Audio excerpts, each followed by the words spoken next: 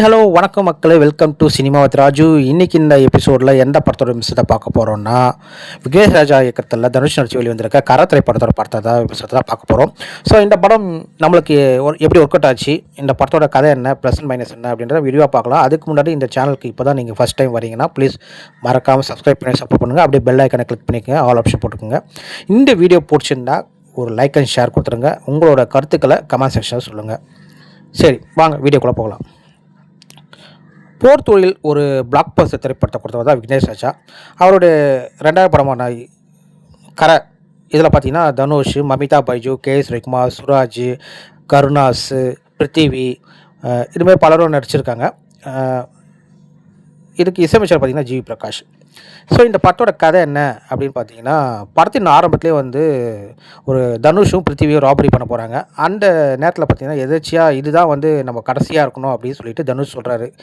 இதுக்கு அப்புறம் நம்ம எங்கேயும் திருட வேணாம் அப்படின்ற மாதிரி ஒரு முடிவு எடுக்கிறாரு. ஆனால் சந்தர்ப்ப சூழ்நிலை அங்கே வந்து போலீஸ்கிட்ட மாட்டிக்கிறாங்க. பிருத்திவி மட்டும் தப்பிச்சு போயிடறாரு, தனுஷ் மாட்டிக்கிறாரு. அதுக்கப்புறம் சுராஜ் வந்து அவர் மேலே பல கேஸ்களை போட்டு உள்ள தள்ள பார்க்குறாரு பப்ளிசிட்டிக்காக. இதை தெரிஞ்சுக்கிட்டு தனுஷ் அங்கேருந்து தப்பிச்சு போய் ரேணிகுண்டாவில் ஒரு தலைமறைவான வாழ்க்கையை வாழறாரு. மமிதா பைஜுவை கல்யாணம் பண்ணிக்கிறாரு. அப்புறம் ஒரு நார்மலான லைஃப்பை வாழறாரு. அதுக்கப்புறம் அவர் குடும்ப சூழ்நிலை காரணமாக ஏதாவது ஒரு தொழில் பண்ணணும், அதாவது ஹோட்டல் பிஸ்னஸ் ஸ்டார்ட் பண்ணணும் அப்படின்னு சொல்லிட்டு அவருக்கு பணம் தேவைப்படுது. அதனால் 15 வருஷத்துக்கு முன்னாடி ஊரை விட்டு ஓடி வந்த தனுஷ் வந்து திரும்பவும் அவங்க அப்பாவை சந்தித்து, கே.எஸ். ரவிக்குமார் தான் அவங்க அப்பா, அவரை சந்தித்து இடத்த விற்று காசை வாங்கி நம்ம எதனா ஒரு தொழில் பண்ணலாம் அப்படின்னு சொல்லிட்டு போகிறாரு. ஆனால் அங்கே போனதுக்கப்புறம் தான் தெரியுது அந்த இடம் வந்து ஏற்கனவே பேங்க்கில் அடமானம் வைத்து அது ஜப்தி பண்ணுற நிலைமையில் வந்துருச்சு. அதுக்கப்புறம் நிலத்தை ஜப்தியும் பண்ணிடுறாங்க. இதனால் கே.எஸ். ரவிக்குமாரும் இறந்து போகிறாரு. அதுக்கப்புறம் அந்த நிலத்தில் அவரை புதைக்க கூட விட மாட்டேறாங்க வங்கி. அதுக்கப்புறம் தனுஷ் என்னென்ன முயற்சிகள் எடுத்தார், இந்த சிக்கல்கள்லேருந்து எப்படி அவர் விடுபட்டார், எப்படி திரும்ப அவர் நார்மலான லைஃபுக்கு திரும்ப போனார் அப்படின்றத கொஞ்சம் விறுவிறுப்பாக சொல்லியிருக்கிற திரைப்படம் தான் இந்த கரை திரைப்படம். தனுஷ் எப்பவுமே நார்மலாகவே எல்லா படத்துலையுமே அவரோட பெர்ஃபார்மன்ஸ் சூப்பராகவே இருக்கும். இந்த படத்துலையும் அவரோட பெர்ஃபார்மன்ஸ் சூப்பராகவே இருந்துச்சு. ஆக்ஷன் காட்சிகளாகட்டும், அவரோட எமோஷனல் காட்சிகளாகட்டும் சூப்பராகவே கொடுத்துருந்தாரு அவரோட நடிப்பை.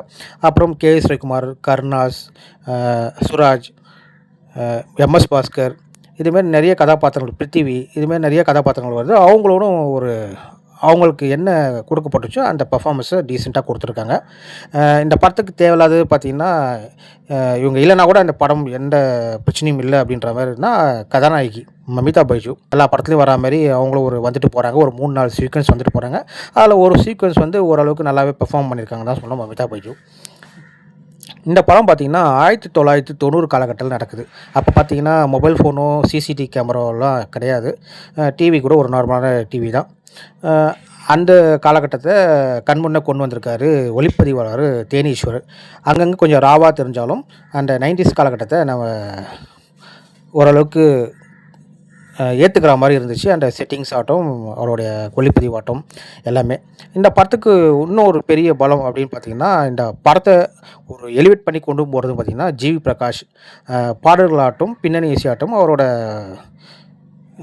எல்லாமே வந்து அந்த அளவுக்கு சூப்பராகவே கொடுத்துருக்காரு. பாடல்கள் வந்து கதையோடு சேர்ந்த மாதிரி தான் வருது. பின்னணி இசை வந்து இந்த படத்துக்கு ஒரு பெரிய பலமாக தூக்கி நிறுத்துதுன்னு தான் சொல்லணும் இந்த படத்தை.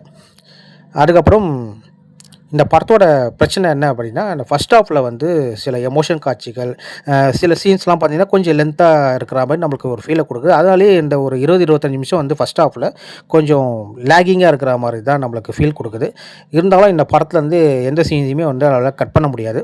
ஏன்னா கட் பண்ணால் ஜம்ப் ஆகிடும். ஏன்னா இந்த படத்தோட லென்த்து பார்த்திங்கன்னா 2 hours 40 நிமிஷம் ஓடுது இந்த படம். அதனால் எங்கேயுமே கட் பண்ணவும் முடியாது. இருந்தாலும் இந்த சில காட்சிகள் லென்த்துனாலையும் இந்த எமோஷனல் காட்சிகள் திரும்ப ஒரு கதை வந்து ஒரே இடத்துல சுற்றிட்டு வரா மாதிரி நம்மளுக்கு ஒரு ஃபீலை கொடுக்குது. அதனாலே லேகிங் இருக்கிற மாதிரி நம்மளுக்கு ஒரு ஃபீலை கொடுக்குது. மற்றபடி செகண்ட் ஹாஃபில் நிறைய ஒரு இன்ட்ரெஸ்டிங்கான ஃபேக்டர்ஸ், 2-3 இன்ட்ரெஸ்டிங்கான ஃபேக்டர்ஸ்லாம் படத்தில் சர்ப்ரைஸாக இருக்குது. அதெல்லாம் கூட நல்லா ரசிப்பாங்க. நிறைய கிளாப்ஸ்லாம் வரும். அதுமாரி நிறைய இன்ட்ரெஸ்டிங்கான ஃபேக்டர்லாம் சேர்த்து ஓரளவுக்கு நல்லாவே திரைக்கதையை அமைச்சு கொடுத்துருக்காரு தான் சொல்கிறேன் விக்னேஷ் ராஜா. இருந்தாலும் அந்த போர் தொழில் கொடுத்த இயக்குனர் இந்த படத்தை கொடுத்துருக்கான்றது ஒரு சில ஏமாற்றம் இருக்க தான் செய்யணும். ஏன்னா நிறைய படத்தில் வந்து லாஜிக் மிரல்கள் இருக்குது. ஸோ இதுதான் வந்து இந்த படத்தோட ஒரு பிரச்சனை. செகண்ட் ஹாஃபு உண்மையிலே வந்து சூப்பராக கொண்டு போகிறாரு. ஃபஸ்ட் ஹாஃபும் நல்லாவே இருக்குது, அந்த ஒரு 20 நிமிஷம் காட்சிகளை தவிர. மற்றபடி இந்த படம் ஒரு சூப்பரான ஒரு ஆவரேஜான டீசன்ட் மூவி தான். இப்போ தேட்டரில் ரன் ஆகிட்டுருக்கு. பார்க்குறோன்னு நினைக்கிறேன். கண்டிப்பாக இந்த படத்தை கண்டிப்பாக பார்க்கலாம். வேறு ஒரு விமர்சனத்தில் உங்களை மீண்டும் சந்திக்கிறேன். See you, tata.